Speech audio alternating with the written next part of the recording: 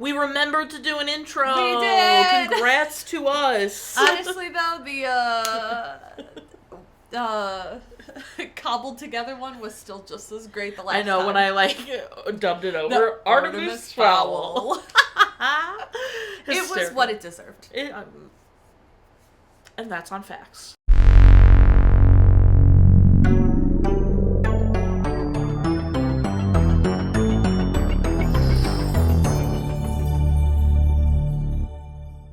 Welcome back to Ever Does Movie Ever. My name is Jess and I'm watching Ever Does Movie Ever. Today we have Bree back. Hi, I'm here. And we're going to be talking about Spider-Man No Way Home. Spider-Man No Way Home is a 2021 theatrical release about Peter wanting to stop the world from knowing who he is, and it thus makes cracks in the multiverse, basically. Very, very succinctly put.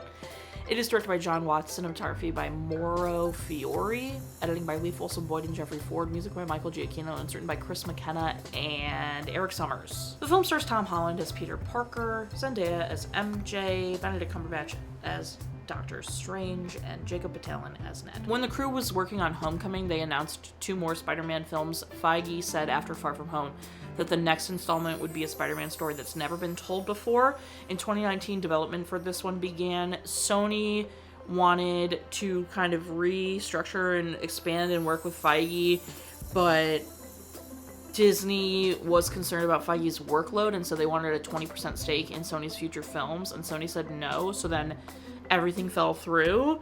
And so Sony thanked Feige and Jon Watts for everything they had done for Spider-Man so far, and thought they really loved the path that they had set for Spider-Man. Backlash ensued majorly.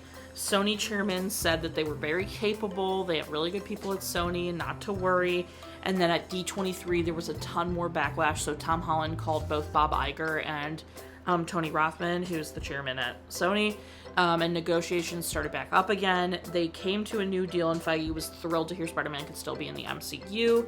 Originally, for this film, they wanted Kraven the Hunter to be the villain, but Sony wanted to do a solo movie first, so that got shut down. So then, filmmakers kind of decided they wanted to go an It's a Wonderful Life route, where Peter potentially wishes that nobody knew who he was, and that would bring up the past and all these questions, and then really start bringing in all these factors and all that kind of stuff. And so they said if they were gonna go the route they were thinking, they needed to be able to do it all or nothing. They needed everybody to come back. They needed Toby, they needed Andrew, they needed Willem Dafoe, they needed Alfred Molina, they needed the guy that plays the Lizard, they need Jamie Foxx. They needed everybody to come back and be their respective characters for it to hit like it needed to hit.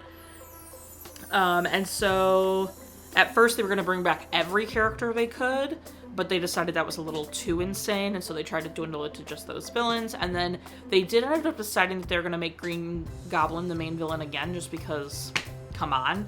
And so that's what they went with. The second unit was the first to start filming on October 2020, then principal photography began a few weeks later. They filmed for 7 to 8 weeks before a holiday break.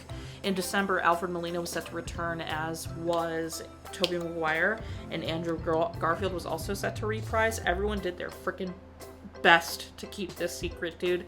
During post-production, so many rumors. Cinesite, Clear Angel Studios, Crafty Apes, Digital Domain, Folks VFX, Framestore, Luma Pictures, Monster Aliens, Robot Zombies, Mr. X, Perceptions, Secret Labs, Sony Pictures Imageworks, and SS VFX were all part of the VFX. Sony did consider having Spider-Man from the Insomniac video games do a cameo in the movie, but they ended up not doing that. They also had a scene where they considered Peter meeting Jameson in his apartment. Doc Ock in the comic accurate colors they considered, or a more comic accurate Lizard. They had a moment where Green Goblin was going to add some of Iron Man's suit to his costume, and then they also had Ned riding the Goblin glider at some point. All of these were cut and didn't happen. The film had a $200 million budget, made $1.921 billion in the box office, has a 93% Rotten Tomatoes consensus. A bigger, bolder Spider-Man sequel, No Way Home, expands the franchise's scope and stakes without losing sight of its humor and heart. It was nominated for Best Visual Effects. It did not win. A fourth was announced almost immediately, and then another few people said that they were planning another trilogy with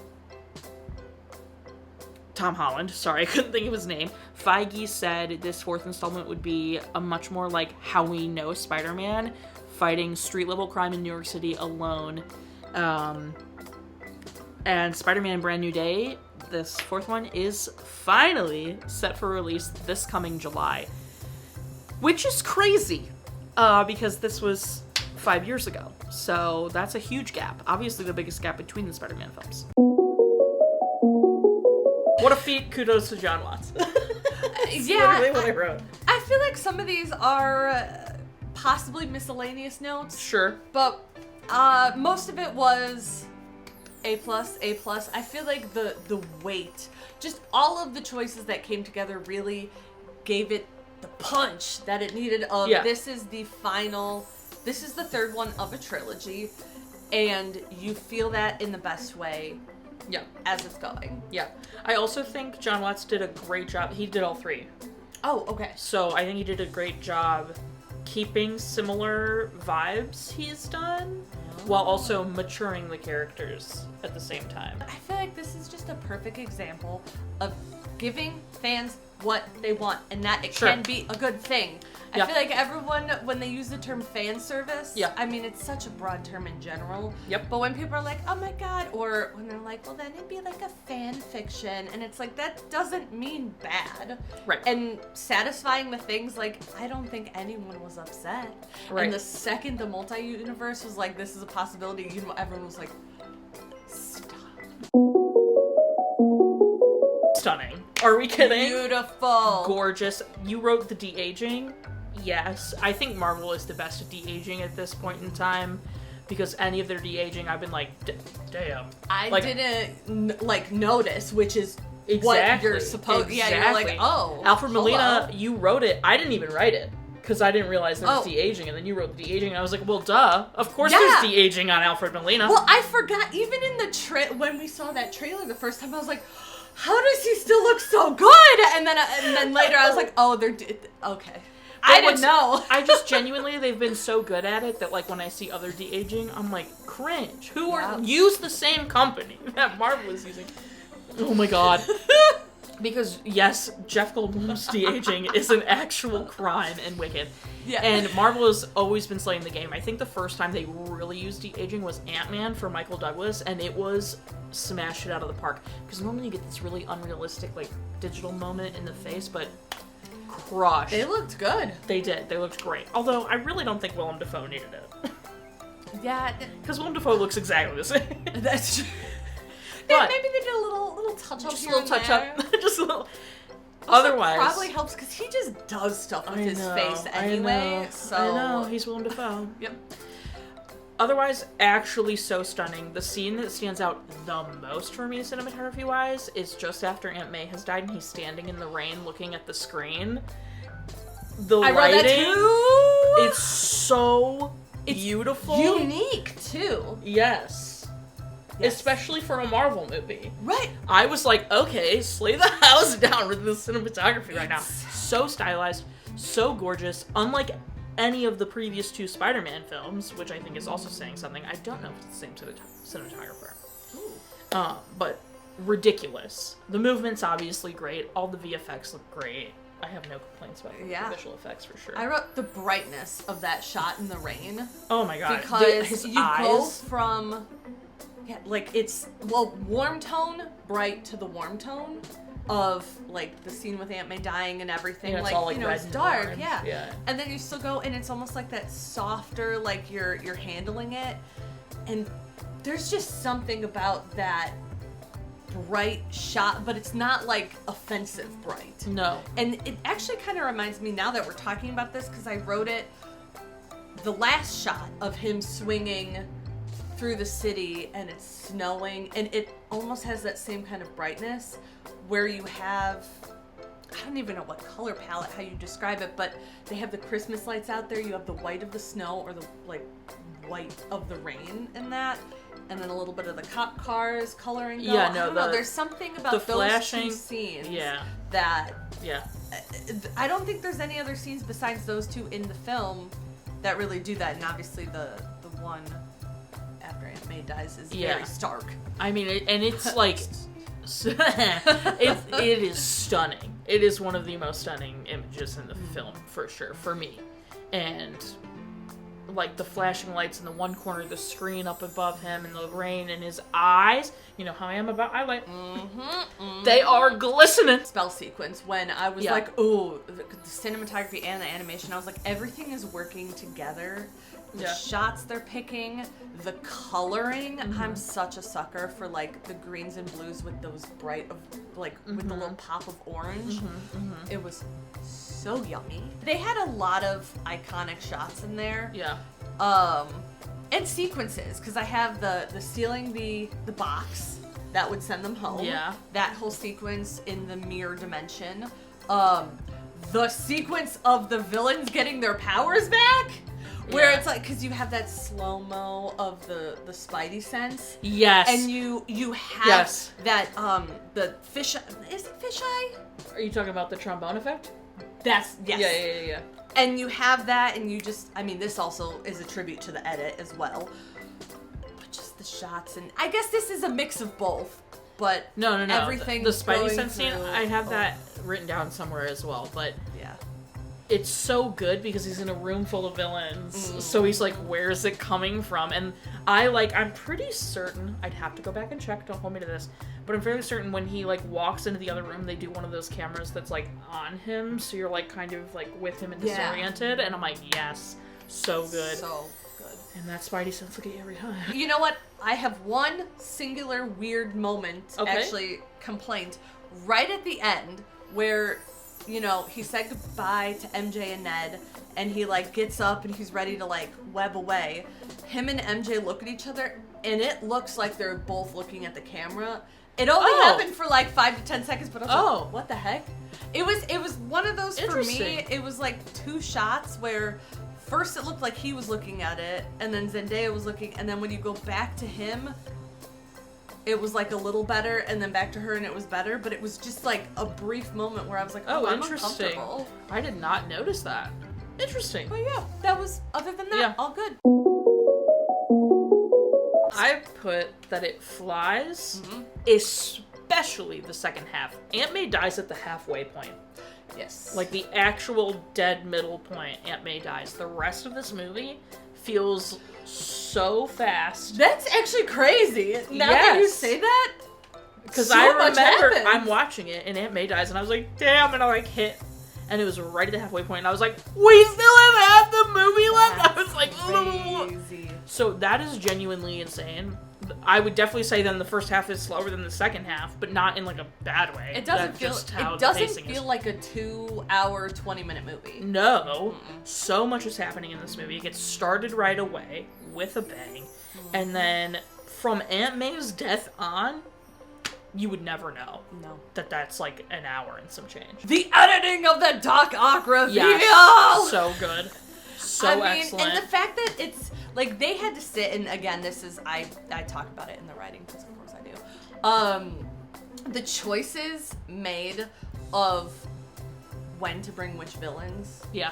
But like, I feel like the choice to introduce the arm first out of all of them, it's like yes, and it was so good. And then the slow-mo drop of the pumpkin bomb, that was like the next thing that I was like, okay. They know what we're here for, and they delivered. Yeah. I also think the choice to reveal the villains before the other Spider-Man is essential.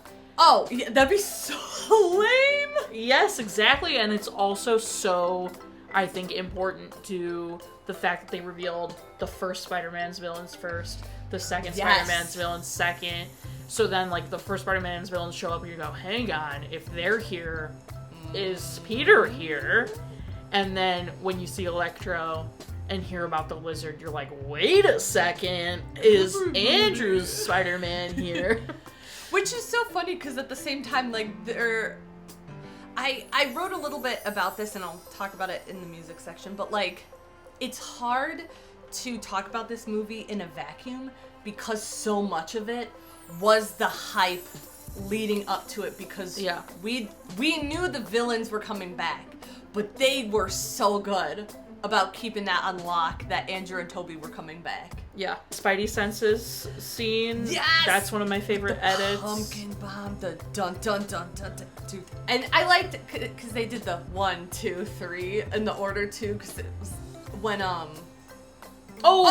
it was right when, you know, Goblin shows up. They're all there at the Statue of Liberty. You know, he's the last one left. And everyone's like, oh man, you know, well, it was a cool shot where, you know, he throws his little spinny things. Tom gets to do the flip that Toby did. And all this stuff's happening, but then you have that shot of, like, it's Toby, Andrew, Tom, before you see the pumpkin bombs in the box. And I think that's really cool that everyone got their little moment of Spidey sense. Yes. I also... The other Spidey Sense scene where Tom knows a villain's about to do something, he just can't figure out which one, and then he realizes it's the Goblin. So good. And the way, like, there's the moment, and Tom is like, Aunt May, run. And she's like, she's out of here. So crazy, so good. The electricity button, that one, I feel like those shots, and just having the ticking, the ticking, adding to all of that, it was so good. Yes, I agree. And then we've already the breaths. I kind of want to talk about breaths here. I'll talk about it what, like, more of the subject of the breaths maybe in writing, but the movie does a great job giving you breaths you need. Yes, because Aunt May dying is especially given the circumstances. And after that, you have this moment between MJ and Ned and the two Spider-Mans, where you're like, oh, okay, that's good. Love this. They're here. They're gonna help. And then you come back, and MJ and Ned come to be with Peter, and he has his breakdown, so it's back to the heavy. And then you have all three of them working together, and it's like the Spider-Man scene, and that's a really good breath. And then, obviously, before the big climax starts, they have their silly conversation about the web fluid and the back and the who have you fought? Exactly. I want to fight an alien. All really silly and funny. I think overall the music really complemented what was on the screen. Like, it was never a distraction. It only ever enhanced what was happening without hand-holding. Yeah. And I don't know how the other two I'm pretty sure, were, but it felt reminiscent of... Yeah. I'm fairly certain it's Michael Giacchino for all three movies. I mean, he's Marvel's Golden Boy, and he's also, like, now Disney's Golden Boy. He's done a ton. I think his music has also done a good job keeping some themes, but growing and maturing as well, because, you know, it's a little bit, like, silly in the first one with the little like lots of string plucking, where, like, here obviously not much more grandiose and stuff. So I put on par with the previous two. Very good. Nice. Yep. The organ, when Doc Ock shows up, I'm like, his instrument. Actually, I'm pretty sure I wrote that a handful of times about the Doc Ock organ. Just nice. When he shows back up right at the end, you have that sound, especially when you're like, whose side is he on? Is he good? What are we doing? And also, I noticed they didn't come back, the little sound clicks of actuators that and the little hissing. You only hear that in the first scene when he comes back. They never, I mean, I'm guessing it makes the nano sense. technology takes over. Withholds it. Yeah. But I like to hear them at least a little bit, because there's something about that. I like the little clicky sounds of them. Them bringing Toby's themes back when he's first talking to the Sandman guy. Then the scene with Otto, like them. I don't know what track that is from the original trilogy, but it is from the original trilogy, and I was like, oh. We love when they respect the predecessor material and bring back certain cues of whatever it is to call back that. Agree. So. Yep. What a fantastic job they did. Yeah, wow. Because pretty much everything in this is just yes to this, yes to this, yes to this decision. Yep. And the overall, I mean, this, you know, originates with the writing, but the pacing of the entire thing never feels like either, the story's trying to drag the characters along or the characters are trying to make the story happen. Mm-hmm. Everything feels so cohesive in the themes that they are wanting to hit, and nothing overstays its welcome. I feel like hey, everyone knows you're Spider-Man. Here's the issue. You're going to try to do this. And we're really with these kids, It's one of those of, hey, if this was not an action movie kind of thing, or not a superhero thing, we'd still be invested in this situation that they're having. Yeah. And, you start bringing Doctor Strange in with the spell, and just the gradual kind of breakdown of the plot, if you will, and handling everything together, and now it's all on the floor. But they kept it contained in that it doesn't seem like we've forgotten plot lines. Everything was very tight. Yeah. And then had the breath. Sorry, I didn't mean to. No, what are you talking about? Why are you apologizing? Because you were breathing, and I was like, oh no, I took a breath and then no, I'm good. But to add to your point of the breaths and the editing, just everything. They handled the roller coaster of emotions in this so well. Right. Because, you're, oh no, what are they gonna do? Okay, they have a plan.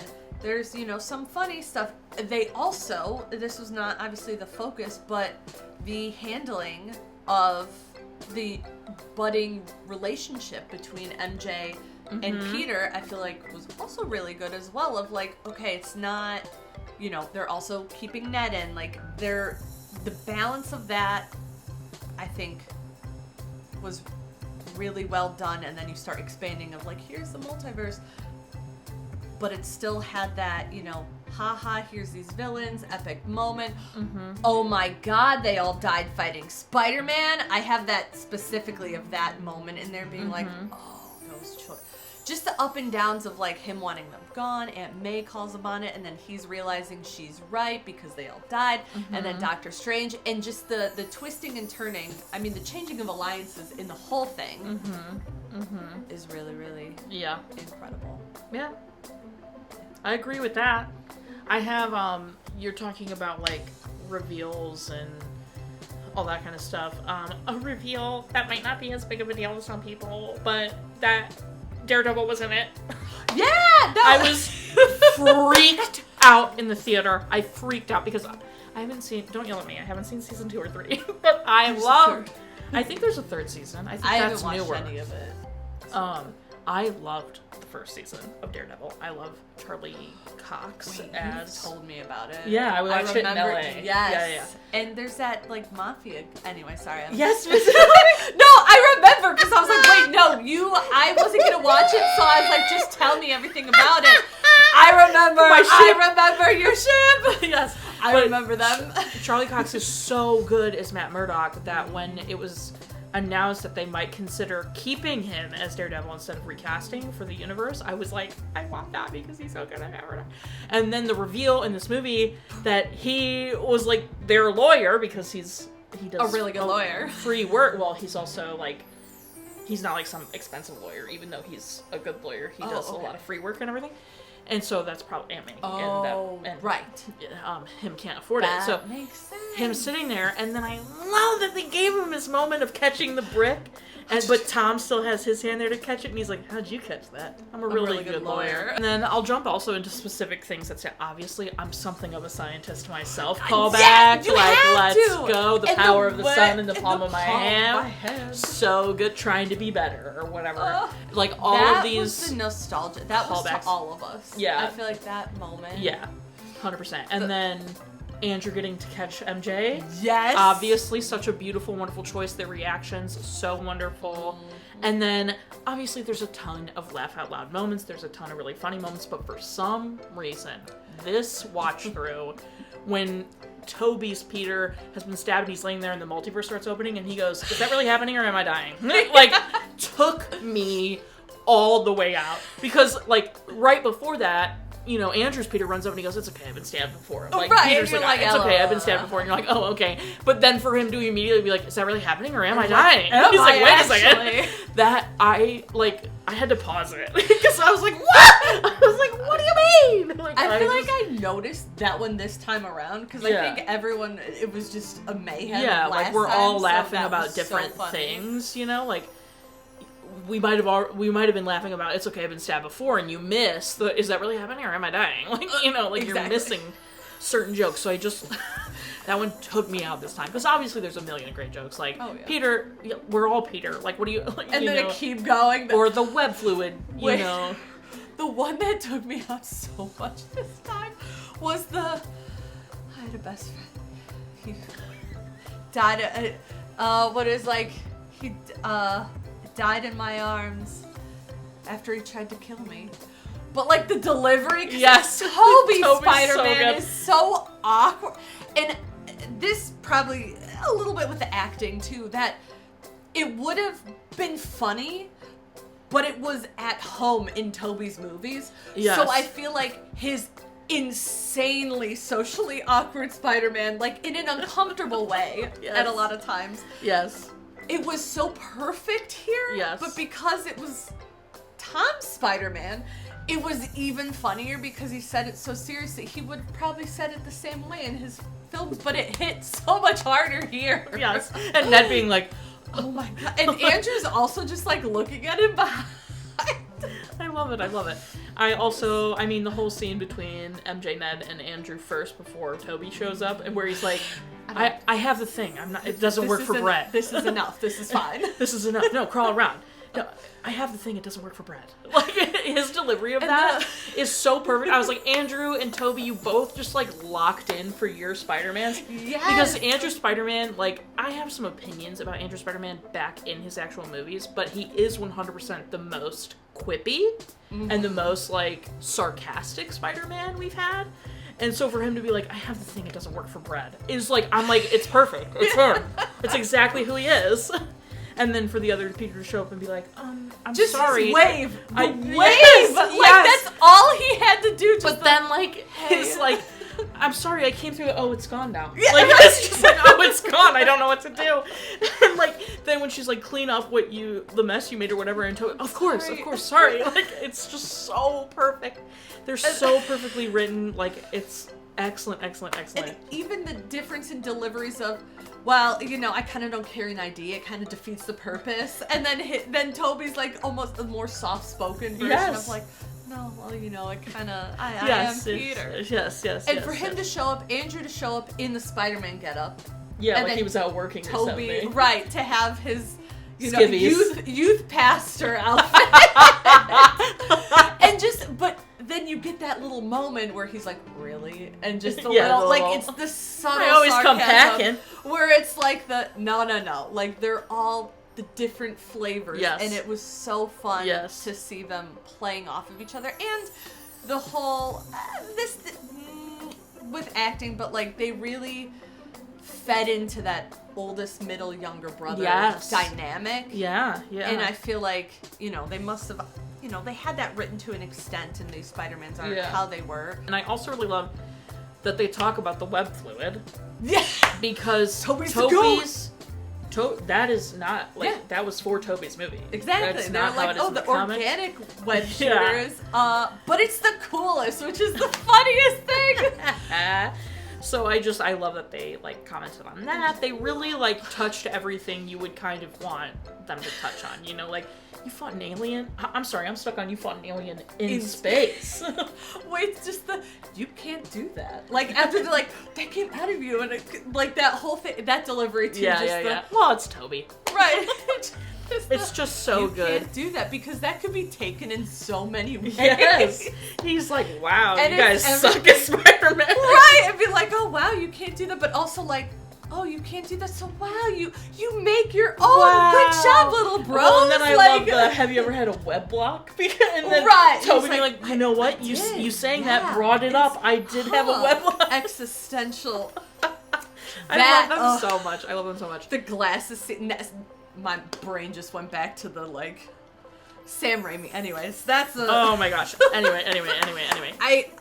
Sorry. Go. I was gonna say, I love, they didn't have to do this, because none of the other villains knew each other, they just knew of each other. But them making the decision to be like, actually, what if Norman and Otto were like colleagues of some sort? Like, we never get a solid thing, but we're like, oh, they have history. I'm gonna sit back while you talk about this. I didn't write a lot about it. I'm not gonna gush. But watching it again, I was like... They speak so respectfully of each other. Oh my god, they know each other. Because it could have been a funny little thing where he's like, Osborn? Which, one, the whole implication that, like, Dr. Octavius knew that he was the Green Goblin, like, he figured it out. Like, the levels that, I mean, and they may or may not have thought of that, but, like, he recognized him as the Green Goblin, and that was never revealed that Norman Osborn was the Green Goblin, so I think a common fan theory is that he recognized the glider if he had previously, like, worked at Oscorp. Maybe he does have some history at Oscorp. Now I can't remember. Obviously, with Harry. In the video games, they hate each other. Like, they know each other. They used to be partners. They worked on the same stuff. And then they had a big falling out, and they hate each other. Because he wants the military contracts. I think it depends on the comic, probably. That's true. But a lot of the time, they were colleagues and partners and worked a lot together. And then Norman went one way and Otto went another way. Oh. Yeah. So them knowing each other isn't new. Gotcha. I thought they added to the movie, and I was like, were they just capitalizing on, like, Willem Dafoe and Alfred Molina? That's so fun. Because in the video games... In the first video game, Doc Ock becomes, like, the main villain. And this is before Norman has ever been the Green Goblin. And they talk about, like, how much, like, Otto, every time you freaking see him, is talking about how much he hates Norman Osborn. And it's uncomfortable for Peter, because Peter's best friend is Harry. Right. So Peter's always like, yeah, sure. Yeah, okay. So, yeah, and they have, like, scenes and stuff, so. Yeah. Because even just the brilliant scientist, and he's like, oh, but he got greedy in the military contracts. And I was like, I mean, I guess it makes sense because, you know, Norman's running his company, and we see all of that from this Norman, I should say, that we know in these, and how much he's sacrificed for the company. And do you know how much I've sacrificed? Oh, Willem Dafoe. He sure can deliver a line. But going into this, not knowing that, I was like, oh my god, they're really focusing on each other's reactions to each other. Yeah. Like, Norman being like, oh my god, and he's like, Norman, it's me. And I was like, what is going on? And then when, like, he switches, and Otto is like, Norman, no. Like, it did help. Norman's on sabbatical, honey. Classic. But that was delivered differently, obviously. But loved their relationship was great. I just think all of the villains really great. I think Jamie Foxx channeled how he was in the second one, and it made sense that he's like, I kind of actually like this power here in this universe. I might want to say this way. I think the Sandman was on brand. I think he did perfect. I think he was exactly how he was in the third movie. I agree. And I feel like his journey made sense. Yep, exactly how he was. The lizard, I mean, I feel like that all made sense. He always just wants to be a lizard. I think he really was stuck in that whole, this is my perfect evolution moment. Yep. And we respect that. You know? It would be that like, guy. I can help you. Yeah. He's like, to become a lizard. Yes. Yes. So good. So good. But you need those characters where you're like, actually, we don't need everyone to have this, like, it's like, nah. Perfect. He's here for, he's serving the purpose to the narrative that they chose him for. Yeah. The moment of all three Spider-Mans meeting, and also them talking Tom down from the ledge the first time. I feel like that scene, I could only imagine how many times they probably had to write and rewrite that. Yeah. Because the balance of going from I'm done to them, you know, trying to be like, hey, we can relate in a way, and we're hearing you, but also this is our responsibility, but we're not trying to push that on. Right. Just the back and forth was so naturally done. Like, not like, okay, we need to go to the next beat of this scene. It flowed very well together and gave everyone their due in equal time. Yeah. I also loved that they let Tom Holland's Peter have a natural reaction. Like, don't tell me you understand how I feel because, like, he just watched his handmaid die. So, like, even though, like, we all know that they know exactly how he feels, you know, I think it's important to let Tom's Peter have that moment because Tom's Peter doesn't know that, right? Even though we all as the audience know that. So, I think I really loved that. I also, like, I know I've brought it up a little bit, but the moment that Ned and MJ have with Peter, I know it's like a scene that people are like, oh, it could be cut. Really? I don't know. I feel like people could be like, oh, it can just cut to them finding him with the 3 Spider-Men. They don't need this comforting moment. Need that. I think that comforting moment is so essential to let Tom have that breakdown, and it is powerful. I cried, dude. I was teary during Aunt May, especially, we'll get there, but because of Marissa Tomei's performance. But then that scene, like, sometimes all you need is the people you love to, like, give you a hug, right? But also, it adds so much, and it only is, like, what, 30 seconds? Like, it doesn't, it's interesting that people would want that, because I don't know if people would want that, but I feel like people are quick to be like, to things like that. Right. So, yeah, I'm like, I feel like that one is very essential. Because imagine, you know, you've had no one comforting, and then these strangers show up, and all you're like, I just want to be with my best friends right now. Yeah. The sacrifice. Yes. It's perfect. I love a hero's sacrifice that doesn't mean them dying. It's almost always so much better. Yep. Killing the hero off is so boring. Yep. I hate it. Everyone has their opinions about, no, it was perfect that Iron Man died. Shut up. No. I disagree, but... Do you really disagree that Iron Man dying was not good? I think it was like, I'm like... I mean, I've only seen the movie once. Personally, I like Iron Man's death. I saw it coming. I thought it made sense for the whole fucking... He started it, he ended it. Fine. But in any other scenario, I am also team, I think killing the hero is a lazy way. I think it could have a happy ending. I wanted Endgame to be a little happier, and everyone's like, no, that would be a kid's movie. Oh, see now, don't get me started on that. I was going to say, I think I mixed the two together as I spoke, and I was like, you know what? Actually, I don't know if I have feelings on, like, oh, Iron Man should have died. I think my feelings might be more, it could have been happier. Sure. So... I'm gonna rescind that thought. Yeah. But overall, yes. Yeah. Having the hero die much of the time is lazy to me. So this was an uninteresting choice. Yes, exactly. It's like, we've been there, done that. But like having the choice or having the sacrifice be even worse than death. What it could have started out as. I mean, the fact that Doctor Strange is like, you didn't even call them, which is such a, like, reminder of, he's a high school student. Yep. I think it's a great reminder. Me up when he's like, you mean you asked me to do this and you didn't even call them?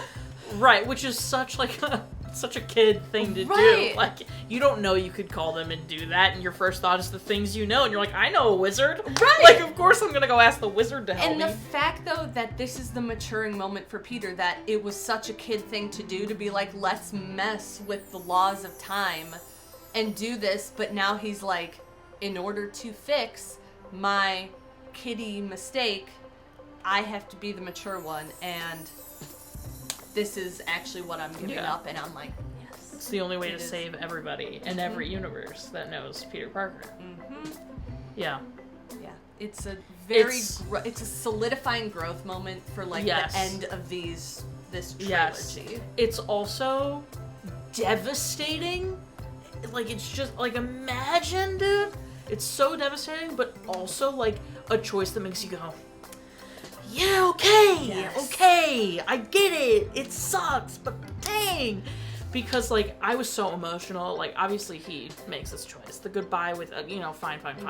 The moment that got me was him at the grave with Happy. Oh, yes. Because he's looking at this person, because Happy's in all 3 movies. Mm-hmm. And you could say of, like, all the heroes besides Iron Man, Peter and Happy are the ones that are closest, because Happy's been the one dealing with Peter from the beginning. And so to watch Peter have to interact with someone he definitely loves, like he definitely loves, and knows that this person has no idea who he is anymore, but he knows so much about Happy, and Happy has no idea. And to just be like, oh, I knew her through Feast or whatever. Yeah. I was like, how heart-wrenching. And then when he goes to, like, the coffee shop and has his whole little prepared speech, sees the cut on her head, and she says it doesn't hurt anymore, and he's like, and you see the moment of him being like, they are safer not knowing me. I'm not gonna say anything. It sounds sad and devastating, but it's also like, you can be like bittersweet. Yes. In the best way. Yes. It's very much a, like, this is the you know what's choice. Annoying? I would make the same choice. Like, that's, like, what it gives you, is, like, I would also make this choice, which sucks, but I'm with him for it, and it's just like, oh my god, I feel for you. And the MIT thing, too, yeah. He's like, oh my god. Yeah, like, they are safer and better. Everything. I can be not here. Yeah. And it's just like... Toby got to give Tom's Peter the choice of not killing his parental figure's killer. Because, as you know, obviously he brought that up. Yeah. I actually now I'm like, oh my god, yeah. He talked about, and then Andrew gets to save MJ like he did in his, and they got to help redo the wrongs in their universe, which is very beautiful. And they it's got like to help for their another little brother. Peter. Right, exactly. So cute. So good. So good. I forgot that Toby got stabbed. Oh yeah, your reaction. It was so, I was like, oh, I like started to type something about like what a beautiful moment between, and then and I was like, oh my god, that's right. They knew though for a moment in the theater. I think maybe this, I was like, they can't. I was like, this movie has been, I was like, that would be so disrespectful. And then they were like, no, I've been stabbed before. I was like, ha ha, okay. You can laugh, it's okay, he's not dying. Exactly. You're like, oh my god. But I was like, that was so mean, because I know everybody in that we were like, what the heck? I mean, I think I remembered, like, there was, like, a Green Goblin, like, trying to do something. But I did have a moment going, he doesn't die, right? Like, I don't remember him dying. I feel like I remember that. And then obviously he's like, oh, no, I've been stabbed before. And I was like, right, okay. Right. I had that moment, though, where I was like, no. Because I feel like I would have been mad. We would have been, right. I would have been, like really affected by that. So disrespectful, being like, we're going to kill the OG Spider-Man for you guys. Like, what? Okay, and then I have the post-credit scene number 1 is the Venom tease. With there were 2 post-credits? Yeah, so the mid-credit scene is the Venom scene with the symbiote, and then the after credit scene isn't a scene, which I thought was really interesting. It's actually like just the Doctor Strange trailer, like the Multiverse of Madness trailer, right? Okay. Which is very interesting because they normally just do a scene teaser, but this was like a full-on like Doctor Strange 2 Multiverse of Madness trailer type vibe. I have to say, Alfred Molina looks so good in the turtleneck. I was like, he's got the slutty no shirt in the second one, and like somehow he makes the turtleneck slutty in its own way. I was like, yes, this was the right move. Like, you're covering more, but somehow it's still like, I'm here for the whole outfit change. Yeah. It was good. Alfred, Willem, Andrew, Toby, all coming back, all hitting their A game, all fantastic. Obviously, Tom, Zendaya, Ned, Marissa, Jon Favreau. Everyone ate. They put in the work. They got their paychecks. They all did a fantastic job. I do want to shout out Marissa Tomei for her, not her, like, death scene, but the whole, like, getting up while she's fine, and the breathing she's doing, and the, like, she's obviously very hurt, but it's like, okay, we're gonna do it. We did the right thing. We're doing it. And, like, the way she's speaking is, I'm like, I know exactly. Like, it's so perfect. Because I think we've all been, like, taking the wind out of us and, like, been talking about in that shock. And yeah, like, exactly. Right her portrayal of the shock. And it is so good that that entire scene, until she starts to fall down, you're like, something is wrong. Well, and obviously a bunch of us are like, well, Aunt May dies, so this must be the scene where Aunt May dies, because we all know the story of Spider-Man at this point. But I do think having her get up and walk, everyone's like, oh wait, have we avoided it? I forgot. I knew she died, but this time watching it, I was like, does he come back? Like, I was sitting there going, wait, she got up. Yeah. But, like, that just attributes to... And then, yeah, you notice her breathing, you're like, oh my god, something's very wrong. And even, like, okay. you know, and then, like, it's so good. Willem Dafoe was like, I'm back, and I'm so excited. I am gonna get, like, he just is out here giving 130%, and everyone is fantastic, but I'm like, he just, like, he knew, he was like, I'm the Goblin, and I'm the star of the show, and I'm gonna remind you, and everyone's gonna be amazing also. Yeah, but it's also, truly like everyone was like, Willem Dafoe's on set. We gotta be on our game. Like, it's Willem. So and you could tell he was just having so much fun. Oh yeah, he was just happy to be here. All of it, and channel back into the Goblin because the Goblin's ridiculous. Right? And just when Tom's like punching him, and he just does that. He's like, the face changes where he's like, he looks, and then there's one shot of him looking kind of scared, and then he's smiling in the next. I was like, how do you even do that? And he's then he does that. Exactly. Yeah. But Tom really, granted, I was gonna say, at the beginning of the movie, I was like, yeah, Willem Dafoe's out here, and he continued to be out here. But then I was like, you know, Tom had some difficult stuff, and I haven't seen him, like, I've seen him in the Avengers, and he has some cute moments, but I feel like he really hit hard in some of these ones, like the grief ones and the anger. I was like, oh, you played into that, and I was very impressed. I was going to say, actually, after you started talking about Willem Dafoe, I was actually going to say, this movie could not exist without Tom holding it on his shoulders. Yeah. And I think he balances it. So, I mean, he interacts with everybody pretty much in the movie. Like, I think the only person he doesn't have a direct scene with is J. Jonah Jameson. I love him in front of it, though. I know. I want to shout out Andrew Garfield. That so moment, much said with so little. Truly. What really got me was when Tom's like, no, don't say how you understand how I'm feeling. And you see so much happen in Andrew's face. And he just goes, okay.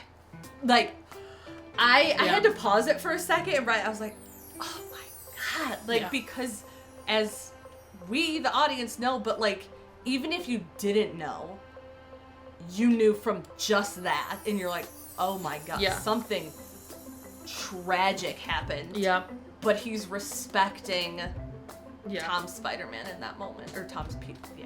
Well, and the fact that, like, him witnessing this Peter's emotions, I mean, it's been that's long? True. Granted, you're never going to get over that. Like, you know, especially if you've seen the movie, it is horrible. I've seen that scene because it's awful.